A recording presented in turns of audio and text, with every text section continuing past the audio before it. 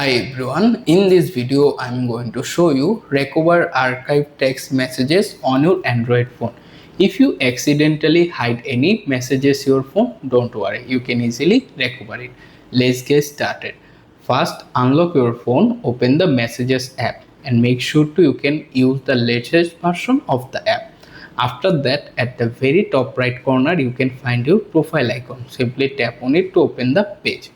Then you can see the archived option, tap on it and see the previously archiving all of the messages listed there. If you want to decide to unarchive any text messages or SMS, simply tap on hold it. After the messages is selected, at the very top you can find the unarchive icon. Tap on it once and automatically unarchive them. Now go back to the messages main page and see the pop-up message there.